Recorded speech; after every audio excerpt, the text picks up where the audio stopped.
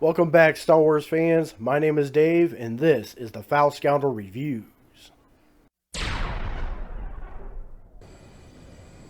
Right, everybody, gonna have to excuse me. I have a bit of a head cold. I've been sick all week. Um, but yep, we're gonna start out in the Imperial Hangar. I absolutely love this game, and all the little details it has in the background and the hangar. Anyway, let's get straight to the point. Ship loadout is going to be very similar to the X-Wing loadout that I had in one of my previous videos. So we're going to have primary weapon burst cannons. Our left auxiliary slot is going to be a piercing torpedo so that it can, when we fire it, the missile will fly through a shield and hit the hull. And our right auxiliary is going to be a repair system.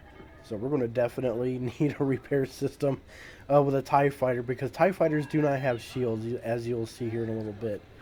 I use Seeker Warhead countermeasures.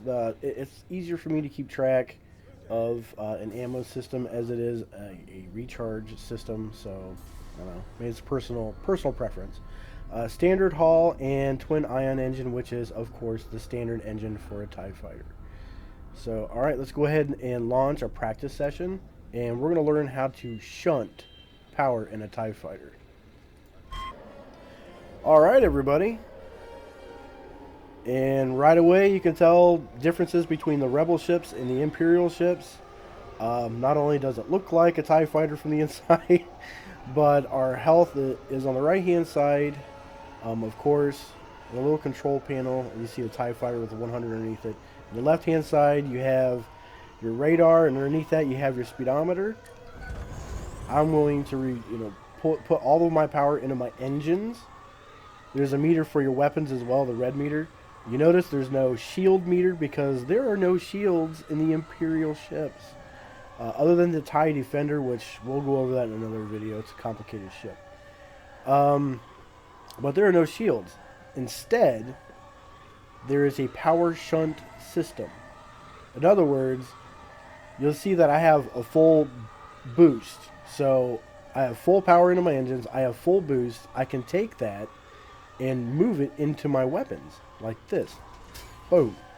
You see my weapon meter light up real bright? That means it gave me overpowered weapons. With this system, I can have unlimited overpowered weapons. All I have to do is shunt power back into my engines, wait for it to fill back up into my boost, and shunt power right back to my weapons, and boom. These weapons are devastating. You wouldn't think it would be that devastating to a capital ship, but you know what? Hold on. Let me load up a capital ship. Deploy flagship. This is Mon Calamari flagship. You're going to want to target the subsystems. Go after a shield generator. And of course, they're going to target you right away. You don't have shields. Use your countermeasures for missiles if you need to. They're going to try to take you out fast, and you don't have a whole lot of health. Fire your missile. I'm going to get in there as fast as I can. I'm going to slip under the shield, power shunt, and hit that as hard as I can, as fast as I can. Get on out of there. Hit your boost. Hit your repair system. If you notice, their shield generator is already halfway destroyed. It has literally half of its health left. It is unbelievable how powerful these TIE fighters are. I'm going to fire missiles again. Hopefully it doesn't get taken out. We're going to fly in, power shunt into our weapons, fire at their shield generator, and boom, it's gone. It's toast. I want to fly out of there before we explode.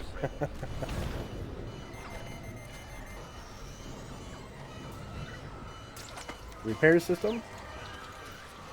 And we're going to fly back to our resupply area. I'm sure there's a much more professional, aka pro method of getting the work done when it comes to the Empire, but this is we're going to try power shunting and show everybody how to power shunt video instead of doing what the pros do straight out of the gate. Alright, let's do the other shield generator.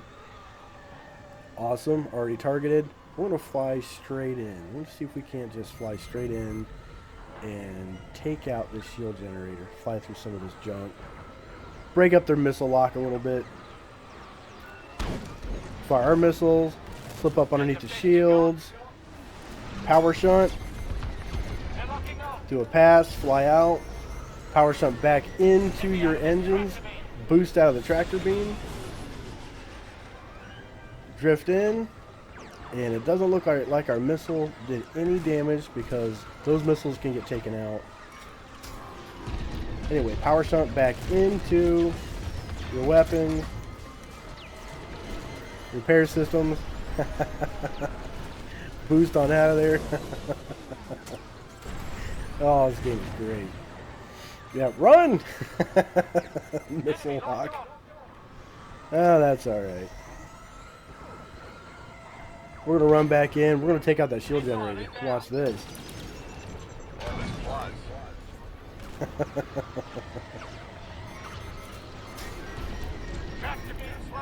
Nice.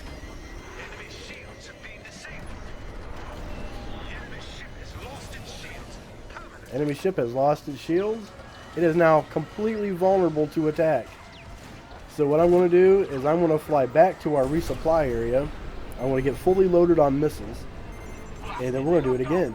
We're going to take out all their subsystems. I'm going to show you how easy it is, just power shunting.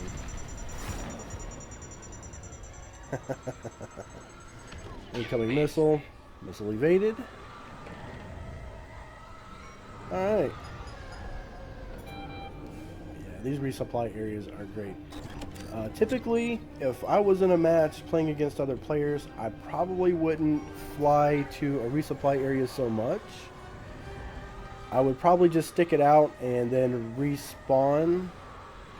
But those are tactics for player matches we'll get into another time.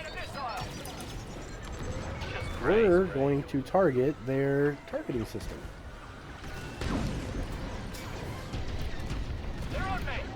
Boom. Always power shunt. Always. Get in there. Make sure you're power shunting.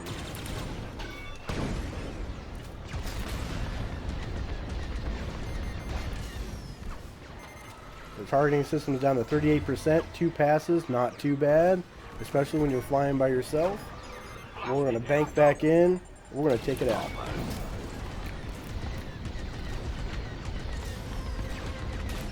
Boom. Ooh, that's all she wrote, folks.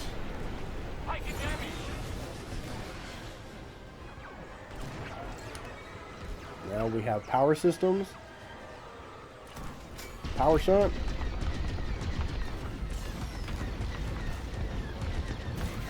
Boom. Oh, I wasn't paying attention. But you catch my meaning. You catch the drift. You fly in, you take out their systems, and you fly out. Put power into our engines. We're going to let our boost fill all the way up. We're going to run in. We're going to power shunt. And we're going to take out that last subsystem. Now that their guns can't track us very fast, their missiles are slow to lock.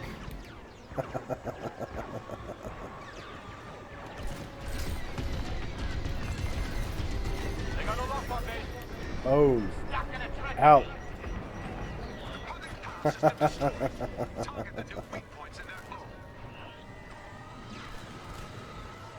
Weak points in their hull. They show up. They look like lighted up, damaged areas. A couple of shots take them out, damage the ship. And folks, that is all she wrote. It is rinse and repeat from this moment on.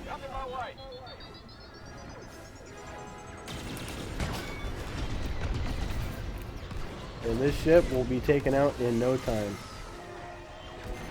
If you had a whole squad with you, this ship would probably already be done. But by yourself, not a bad way to do it. Especially if you want to get good practice with a stunt fighter, like a TIE fighter, or any ship, actually, that has no shields. Right on, man. And I think that's about a wrap. Alright, folks. That's Power Shunting 101 and how effective it is against capital ships. So tell me, are X-Wings better than TIE Fighters, or are TIE Fighters better than X-Wings? It's hard to tell in this game. They did a really good job of balancing out the Empire and the Rebellion and how effective their ships are in certain situations. Sometimes, most times, I lean towards a regular old TIE fighter. Hit-run tactics, shunting power into your weapons, overpowering them, then overpowering your engines and flying straight out. That is how I love it. I love the hit-and-run tactics, especially how effective it is against the Rebel ships and their capital ships. Oh, they have no chance if you're good at it. So yeah, that's the question for the week. Are TIEs better than X's? Let me know in the comments below. And if you like the content of my channel, leave a like and subscribe. Like everything else, folks, remember, if it's from a galaxy far, far away, you're never far from a good time.